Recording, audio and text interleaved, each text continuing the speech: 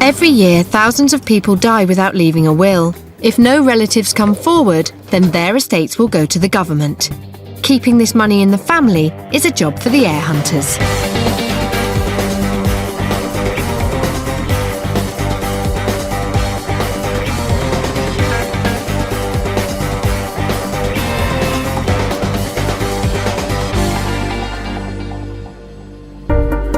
On today's programme, the heir hunters grapple with the unknown. I don't like a mystery. As they investigate a woman who can speak to spirits beyond the grave. You cannot contact the dead. They have to contact you. It's like a telephone line. And with Gladys, it was a very clear telephone line. And in the quest for heirs, they uncover a heartbreaking story of a loss of life that affected not just a family, but a whole nation. I mean, it was just a tragedy, and other families were the same. They were just wiped out with this. Plus how you may be entitled to inherit some of the unclaimed estates held by the Treasury. Could thousands of pounds be heading your way? In the UK, approximately 2/3 of people don't have a will.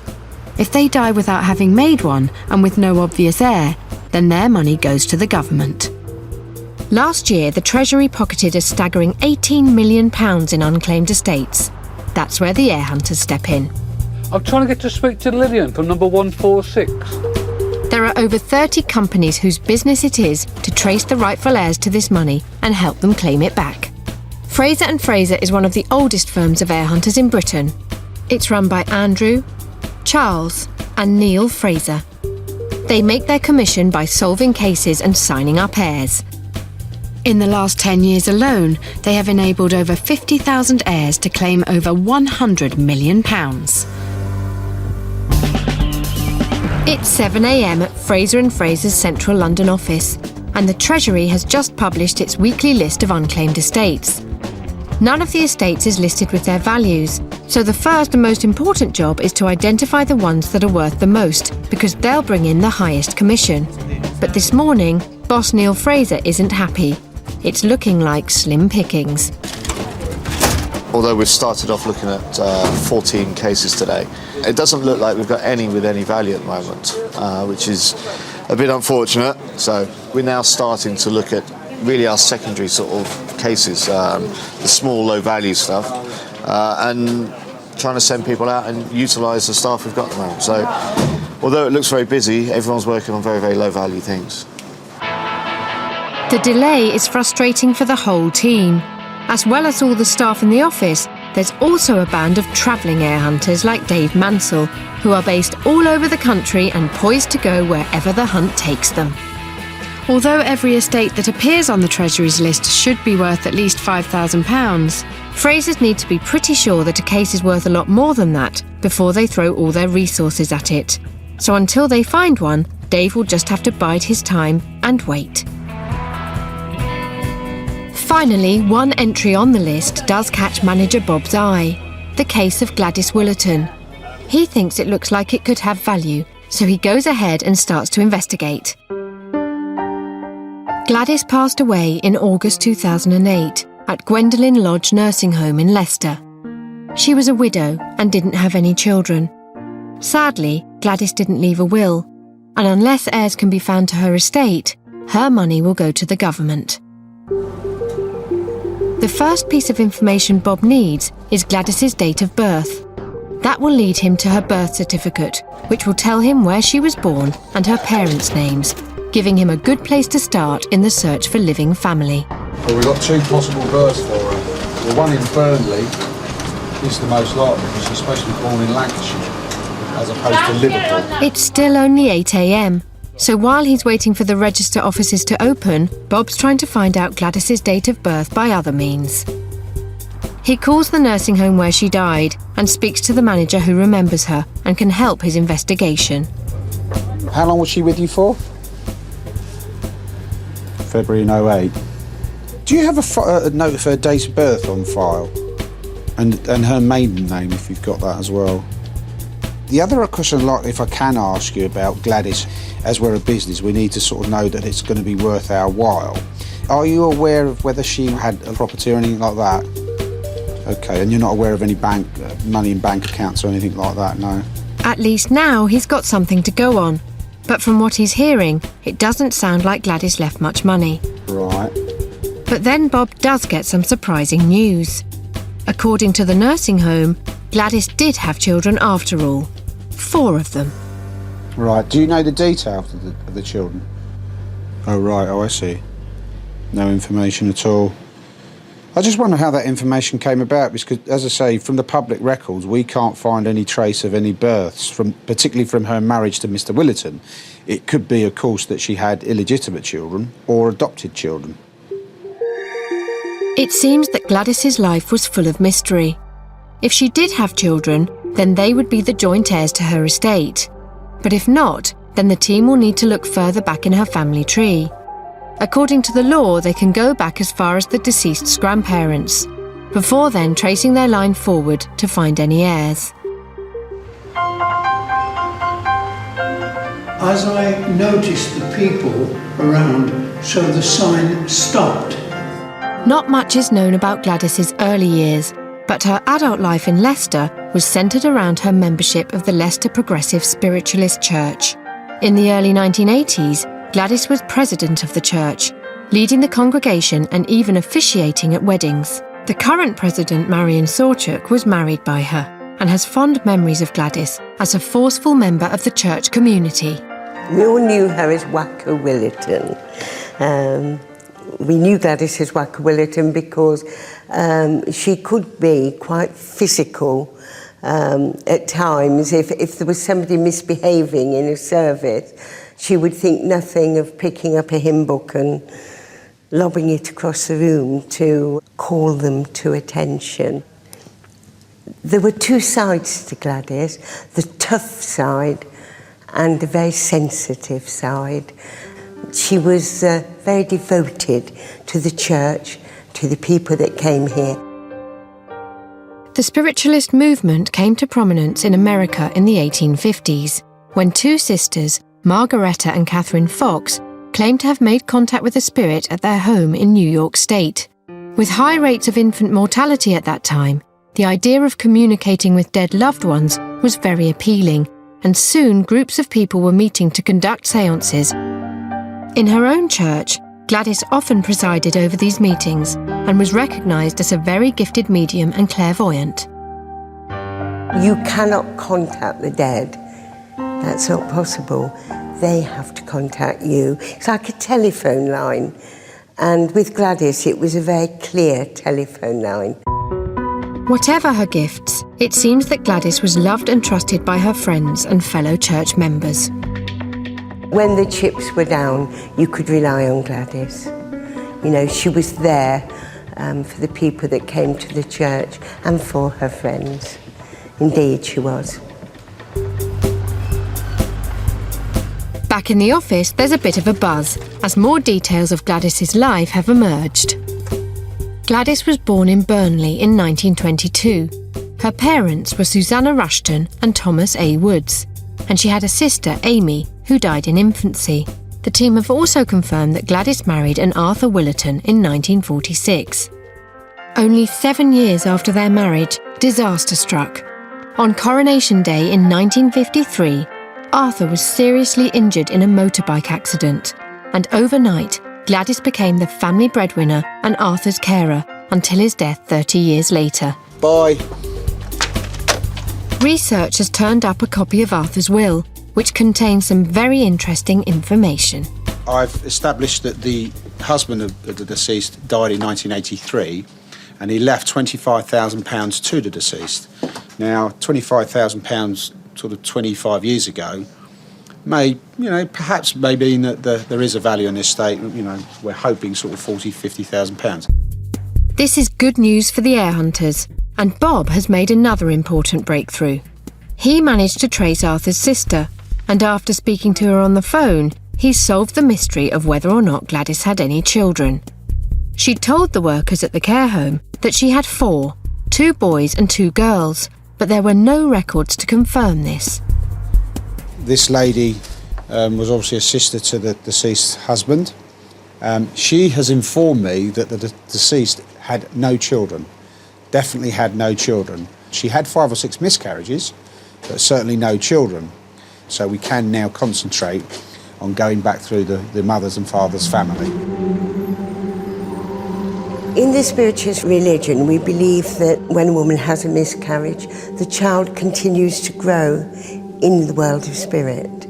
I do know that when questioned about her children, she totally closed up. She wouldn't say anything. But it's the end of the day. It's almost my bedtime, actually. No, I think now there's not a lot more I can do. It's been a frustratingly slow day for the Heir Hunters. Bogged down with wrong turns and blind alleys, will tomorrow shed new light on this case? Good morning. Later in the show, the hunt is on for the heirs to Gladys Willerton's estate, and now the leads are coming thick and fast. We've got him.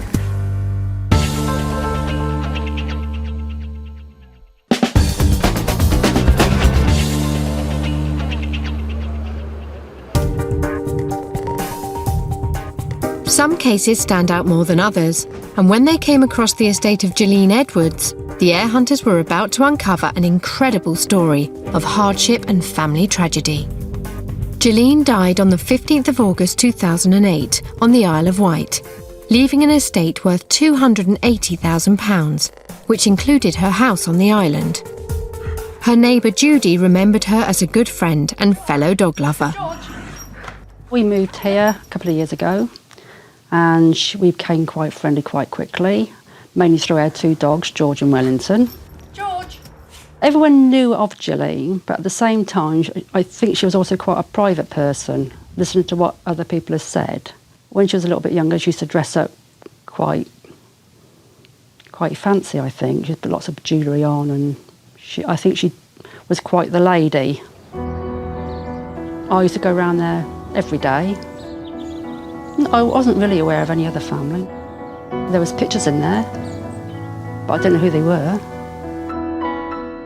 It seemed clear that if Gillian had had any surviving blood relations, she wasn't in touch with them when she died. And as she didn't leave a will, her £280,000 legacy was on the verge of going straight to the government.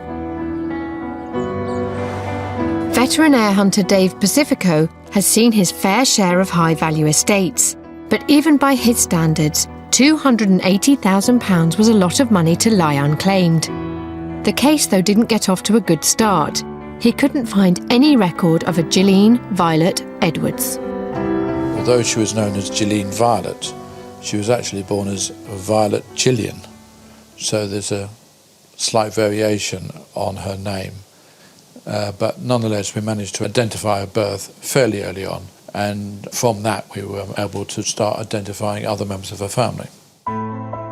Once they had her birth certificate, they could now identify Gillian by her real given name of Violet Gillian Kemp. She was born in Hammersley Street in Bedworth, Warwickshire, in 1933. The family had recently moved from Mansfield into a brand new council house there to make a better life for themselves, while her father, Arthur, a coal miner, is believed to have worked in the nearby Newdigate colliery. So a mining family moving here from where they had been would be delighted, because it would be a 2 or 3 bedroomed house with proper foundations and a bathroom and toilet. Even so, for a family of 5, 6, 7 children, it would still have been a pretty tight squeeze, but a huge improvement on what they had before that. While the men worked in the mines, the children lived and played together in the street and were constantly in and out of each other's houses. Violet's next-door neighbour and childhood friend, Ennis Sparrow, still lives in the same house today. She had a photograph of Violet taken when they were young girls on a Sunday school outing. This was a Wick Walk, and I think maybe Violet Kemp would be about 16, something like that. And other Sunday schools, they all congregated, and the churches all walked together. And it was a nice experience. We used to love it. Really look forward to it every year, you know. But that's the only one I've got of Violet, only one I've ever had, I think. We didn't have our photographs taken that often then, on special occasions. And then you lose touch because they move away.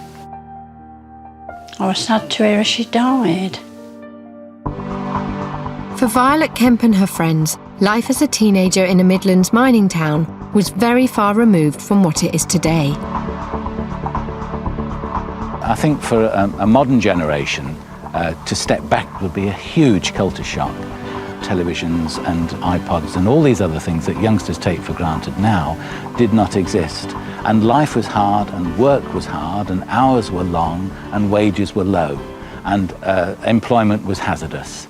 So there were all sorts of possible areas for disaster, really. Families lived on the edge very often. The Newdigate Colliery was notorious for its harsh conditions.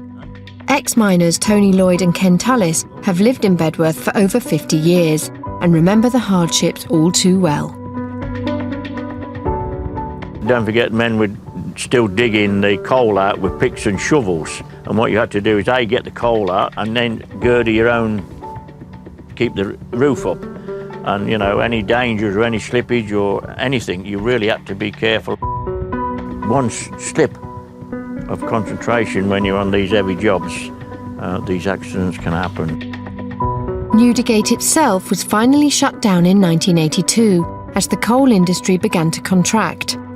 Every trace of the colliery has since disappeared, but for the miners themselves, old memories die hard. It really is part of our heritage, and we never forget it. We're mixed with miners. You talk mining, you know, if you have a pint with anybody in a club. So it's always with us. Memories. Stories from close communities are very helpful to the Heir Hunters investigations. By now, they had established Violet's roots in Bedworth. But before exploring her family tree any further, they had to rule out the possibility of her having any family of her own. Fairly on in our research, we need to identify who she was married to and whether or not there was more than one marriage, just to make sure there's no really close family. In other words, confirming she had no children herself.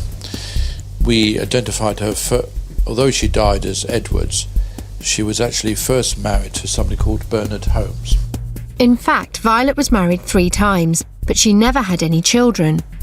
She died a widow, so there's no surviving husband. We then identify the next closest family. Now, bearing in mind, her parents would have been long since deceased. We were looking at the brothers and sisters. Tracking down large extended families and multiple heirs is all in a day's work for the Heir Hunters. But Dave wasn't prepared for what he discovered when he started to research Violet's siblings. We identified the names and years of birth of her brothers and sisters, and suddenly realised she came from a large family. She had 11 brothers and sisters. A family as large as this would present a huge challenge for the Heir Hunters investigating the case, but they couldn't have guessed the tragic events that they were about to uncover.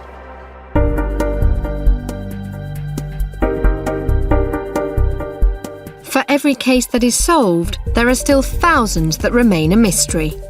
Currently, over 3,000 names drawn from across the country are on the Treasury's unsolved case list. With estates valued at anything from £5,000 to millions of pounds, the rightful heirs are out there somewhere. Today, we've got 2 cases Heir Hunters have so far failed to solve. Could you be the key? Could you be in line for a payout? Sydney George Alfred Dancy died in Bath on the 27th of July 2006. Was Sydney a neighbour or work colleague?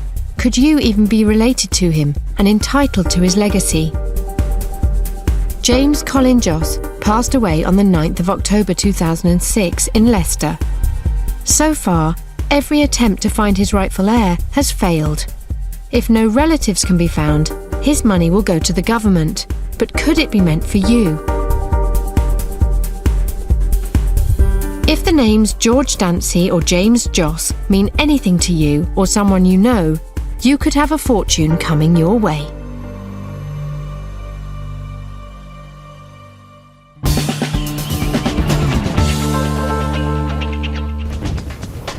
Still to come on the show. I want that marriage, and then I want to do an issue search from that marriage to September 1911. All right. The team are closing in on the heirs to what they hope will be a £50,000 estate left by spiritualist Gladys Willerton.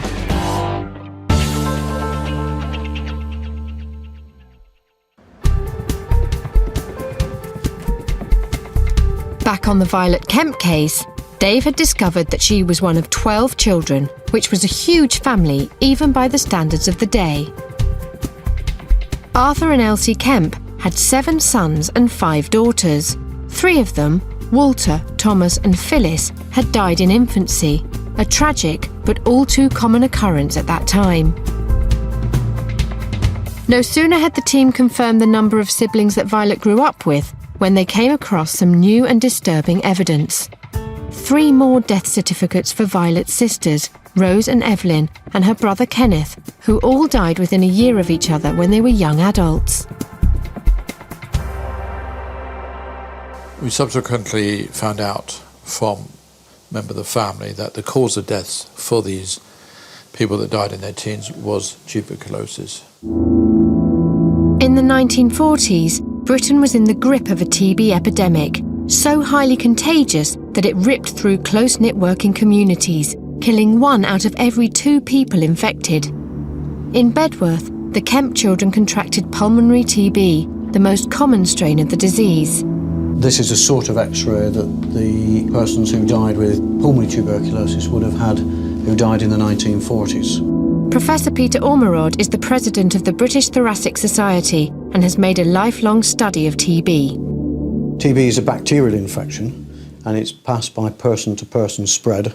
Somebody with lung TB who's coughing out TB germs in the phlegm will have droplets in the air that you can't see, which will contain TB bacteria, and those are inhaled. And in some of the people who inhale those bacteria, they will get infected, and some of the people who are infected will go on and get disease and be ill.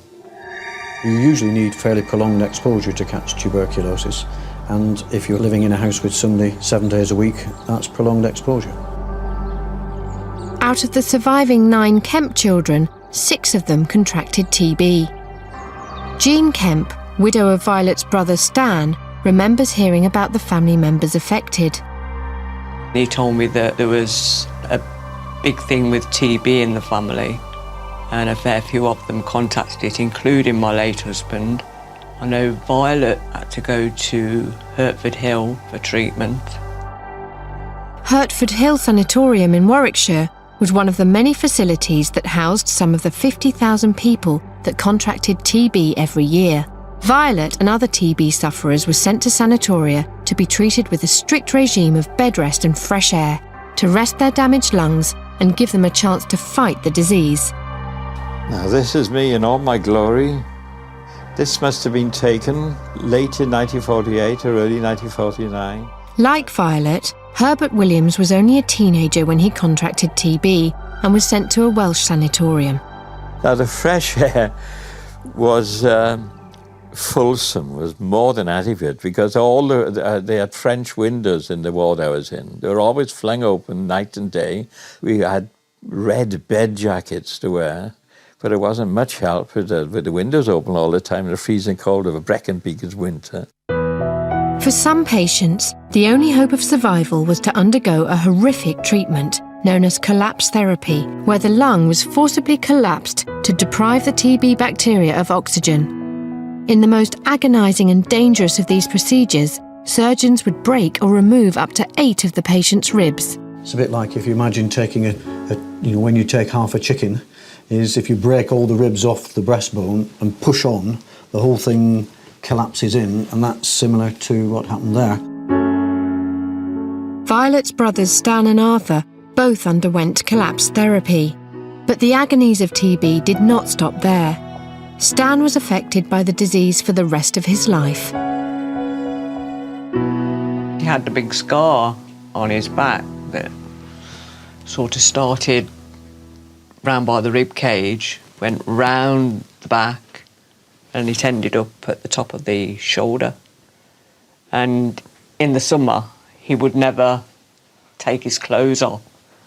He was very self-conscious about this scar, and he said people would know what he'd had when he was a child, and I think he was ashamed to a degree. Sadly for Stan and other survivors who suffered from the stigma of having had TB, there was no escape from this cruel and misguided prejudice. If I'd have told my stepfather that Stan had had TB, he would have been banned from the home. Like Violet, Stan and Arthur eventually recovered. Their sister Rose, who died in Hertford Hill, and Evelyn and Kenneth, who died at home in Bedworth, were not so lucky. TB had decimated the Kemp family.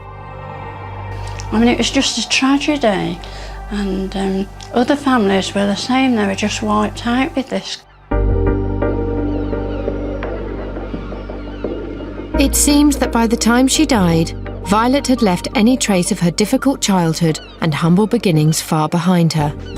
At her death, Violet was a very wealthy woman, but she had also completely lost touch with her family. So who stood to inherit her £280,000 estate? We knew almost certainly there had to be some close kin still alive. It would have been very unusual if all the 11 had died without children. And we suspected maybe a very large number of nephews and nieces. When estates are divided up between siblings, the money is split equally between them. Any descendants of deceased siblings will then carve up their father or mother's share. In Violet's case, the estate was split 4 ways. Half went to her 2 siblings. A quarter was split between her brother Alfred's 3 children, and the final quarter went to the descendants of her brother Stan. That was your dad many years ago, before I even knew him. Stan and Jean's daughter Jane was amazed when she heard she was going to inherit some money from an aunt she barely knew. I didn't really know what to think at the time. It was just a bit of a shock. I met her at my dad's funeral. She asked me who I was, and I told her that I was Stan's daughter. I've heard stories about her, but I didn't know her, so I was just surprised to be getting any cash from it, really. I wanted to pay my mortgage off with whatever I get. It'll make me better off. I'll have some money to spend on myself for a change. Jane also had a sister Susan, who sadly passed away when she was only 33, leaving 2 children, Adam and Lauren, the final 2 heirs to Violet's legacy. Heir hunter David Pacifico remembers the moment when he first contacted the family. Well, I felt better that we could tell them some good news, but it was awful to find out that speaking to the family, that they've suffered a traumatic loss with the death of their mother at a very, very young age.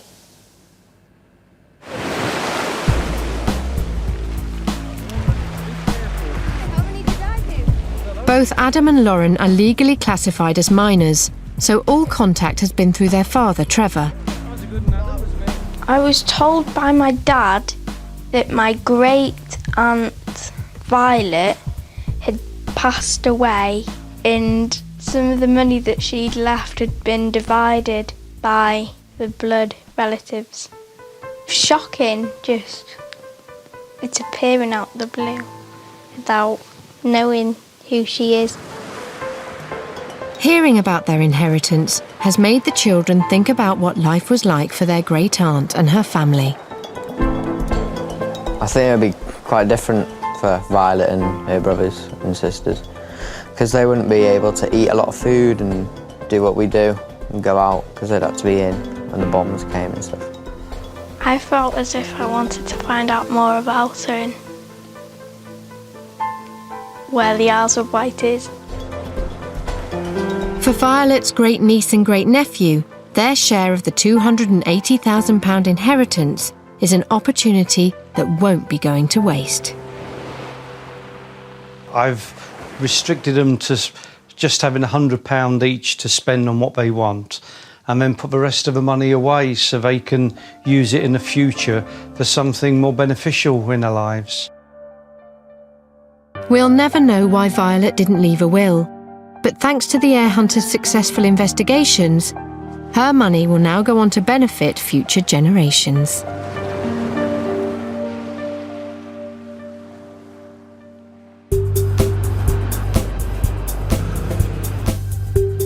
Fraser and Fraser have been investigating the case of Gladys Willerton, a gifted medium and clairvoyant who died aged 86.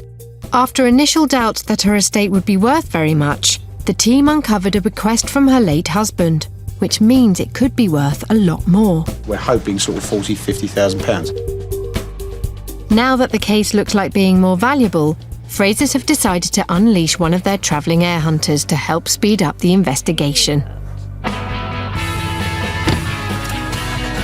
Gladys's family were all based in Burnley, so as Dave Mansell is already in the area, he's heading over to Preston Register Office to gather any information he can find.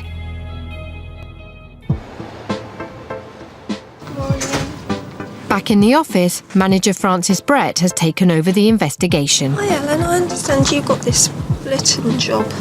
And the first thing she does is get up to speed on the latest developments from her colleague Alan, who'll be working with her. A routine check of the 1911 census has revealed a tantalising fact that could provide the breakthrough that the team so badly need. It seems that Gladys's mother Susanna was married to a John Thomas Kay and that they had a child.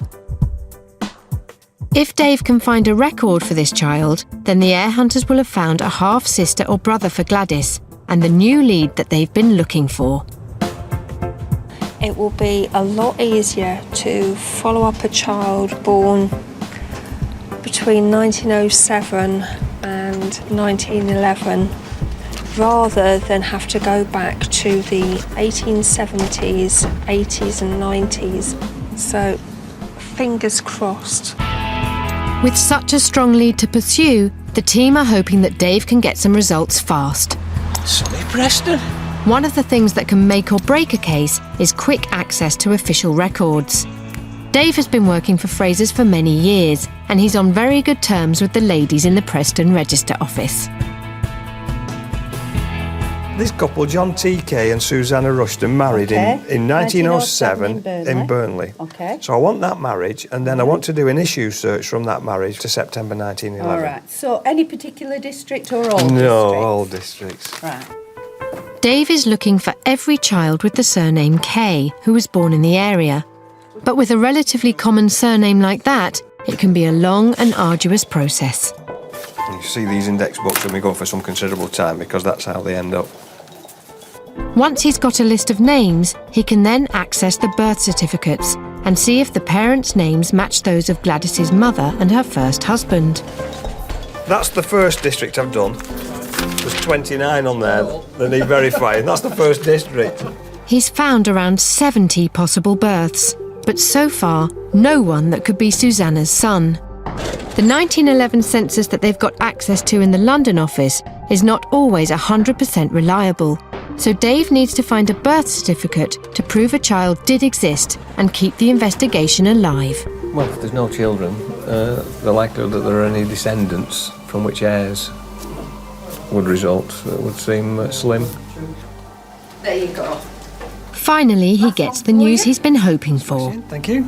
Milton, posh name. It is a posh name, isn't it? It is, Milton yeah. Kay. Milton Kay. That's great.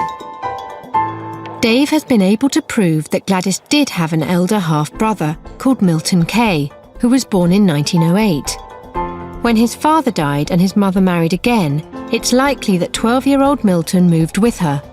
2 years later, Gladys was born. There are no photos of the two of them from their childhood, but could they have grown up together?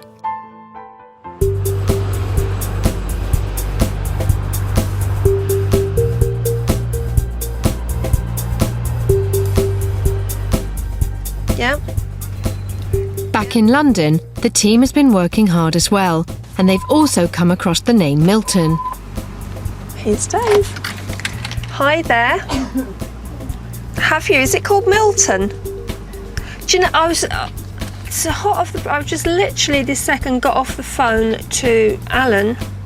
Frances tells Dave that Alan has found Gladys's mother's death certificate, and her son Milton Kay is listed as the informant. We've got him, and he's just going back inside now to order a copy of his death. As Milton was 46 when his mother died, it's very probable that he too is dead. But Frances is keen to see who the informant was on his death certificate. Let's hope the informant is a child, and that child's still alive. It's not long before Dave has got his hands on the proof. Right, Milton Kay. Yeah. A textile warper, retired. Textile warper? Yeah. Well, you've got your walk and your weft, haven't you? Yeah, well, this one was a warper. Okay. And the informant was son Donald Hamilton Kay, who was present at the death. The pieces are falling into place. Milton Kay was married to Violet Heseltine, and they had a son, Donald, born in 1930, who would have been Gladys's half-nephew. That means that Donald was only 8 years younger than Gladys. Could they have known each other? Sadly, a quick search reveals that Donald passed away in 1984, but the team have discovered that he did get married to Joan, and here they uncover good news. Hi there. Which Fran is quick to pass on to Dave. Joan, she's still alive. Joan won't be eligible to inherit because she's not a blood relative. But then comes the news they've all been waiting for. They have 2 children, Margaret J. Kay. There is another child, Richard M. Kay. Bingo. The heir hunters have found their heirs, but they still don't know where Richard and Margaret live. However, Francis does have an address for Joan, their mother. Dave wasn't far away, so he hotfoots it over there. Hi, sorry to bother you. Are you John Kay? Hi. My name's David Mansell. I work for a firm of probate researchers by the name of Fraser & Fraser. What's happened is a member of the family has died. Intestate. And your daughter Margaret and your son Richard will be heirs to the estate. Really? Yeah. Now, did Margaret marry Ian Rumson? Yes. Where is she? Where does she live? She lives in Burnley. Does she? Yes. Have you got an address? Yes. Does your son Richard work? Richard works at Altham, yes. Dave's finally cracked his case. He can now contact the heirs in person and hopefully help them to submit a claim for their inheritance. Inherited quite a pieces of... It turns out that Joan has been working on the family tree herself, and she offers to show Dave some old papers. Can I look at that piece of paper? Yeah, look at it. Thank you. I've been trying to fathom out from that. It lists all the family members who attended Gladys's mother's funeral. Right, let's make a note of this. Most of the names have already been checked out, but a couple of unfamiliar ones are troubling Dave. Who are Rupert and Margaret? Could they be a missing half-sister or brother to Gladys? Thanks very much. Before they can settle a case, the heir hunters need to be certain that they've not missed any close kin. What we've read is a cutout from the newspaper and it's very, very confusing. This new development has left Francis feeling uneasy. I don't like a mystery. Is there a surname for Rupert? No. But there can't be too many Ruperts in Burnley, can there? No. We're just covering our backs that Rupert isn't another sibling of Gladys that we haven't discovered as yet. Rupert Rushton. Do you reckon that's him? Let's have a look. Yeah, That's it. That's it. He's going to be a distant cousin. Yeah, we've just identified this Rupert. He's the deceased mother's maiden name, so he's probably a distant cousin, which won't affect our research. As Gladys's cousin, Rupert is less eligible to inherit than her half-brother Milton. So he, Margaret, and any of their descendants are now out of the picture. The heir hunters have finally traced Gladys's complete family tree and confirmed that the true heirs to her estate are Margaret and Richard, Gladys's great-niece and nephew. It's a satisfying end to the search, and instead of disappearing into the treasury, Gladys's legacy will now be passed down to her family. Whether the great-niece and great-nephew will know anything about Gladys, I don't know. It'd be interesting to know whether the two halves of Susanna's family did maintain contact. Like all the relatives that the heir hunters tracked down, Gladys's great-niece Margaret was shocked when she heard that she was going to inherit some money. It was quite surprising, really. It was my mum who'd rung and said David had called on my mum, and Mum said you might have inherited some money from a relative, a distant relative that we didn't know about. We had a vague idea who Gladys was, but we didn't really know properly. We've put it all together now and realised that Gladys was my granddad's half-sister. Yeah, looking at that photograph now, that's Gladys with my dad Donald, which would be... What they didn't realise was that all along, Joan had an old photograph of Gladys on the beach with Margaret's dad Donald. There must have been a time when the two sides of the family were close, but something changed. My granddad was a very big churchgoer, and he was a member of the church choir in the Church of England, but it looks like Gladys went off towards the spiritual side of the church, which may be, my granddad being set in his ways, didn't approve of her going, and that may be, of course, the rift in the family. With not having any children of her own, so it just seems quite sad that she was all on her own, really.